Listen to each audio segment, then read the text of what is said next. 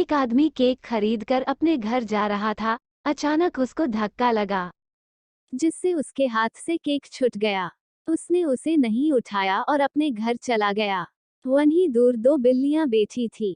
उसमें से एक बिल्ली दौड़कर केक के पास आई और उसे खाने की तैयारी करने लगी। इतने में दूसरी बिल्ली भी वहां आ गई और उसने केक पर झपट्टा मारा और केक को उठा लिया। पहली बिल्ली ने दूसरी बिल्ली से कहा, यह केक मुझे दो। इस केक को पहले मैंने देखा था, इसलिए यह केक मेरा हुआ, इस पर मेरा अधिकार है। दूसरी बिल्ली ने कहा, इस केक से दूर रहो। अब यह केक मेरा है क्योंकि मैंने पहले इसे उठाया है। धीरे धीरे जिद और बहस बढ़ने लगी और बिल्लियों में झगड़ा होने लगा। इतने में वहां से एक बंदर गुजरा। उसने बिल्लियों को झगड़ते देखा। बंदर समझ गया कि दोनों बिल्लियां मूर्ख है। बंदर ने बिल्लियों की मूर्खता का फायदा उठाने की सोची और बिल्लियों के पास आकर बिल्लियों से कहा कि क्यों झगड़ा कर रही हो। दोनों बिल्लियों ने अपनी अपनी बात बंदर को बताई। बंदर ने बिल्लियों से कहा, अरे ये तो बहुत छोटी बात है। इसमें झगड़ने जैसा कुछ भी नहीं है।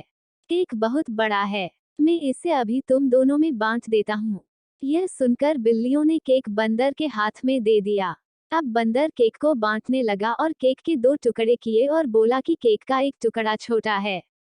मैं बराबर बराबर बांटूंगा, और यह कहकर केक के दूसरे टुकड़े में से थोड़ा सा टुकड़ा तोड़कर खा गया।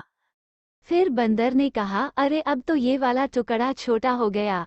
ऐसे कहते कहते बंदर पूरा केक खा गया और दोनों बिल्लियां बंदर का मुंह देखती रह गई और बंदर केक खाकर भाग गया। अब दोनों बिल्लियों को समझ आ चुका था कि उनके झगड़े का फायदा उठाकर बंदर केक खा गया। उन्हें झगड़ा नहीं करना चाहिए था। अगर दोनों झगड़ा ना करके मिलकर पहले ही केक को बांट लेती तो आधा आधा केक तो खाने को मिलता। लेकिन अब बहुत देर हो चुकी थी।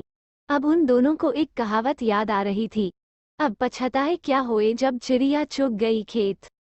शिक्षा, किसी भी समस्या को मिलकर सुलझाना चाहिए। अगर झगड़ा करेंगे तो हमेशा नुकसान होगा।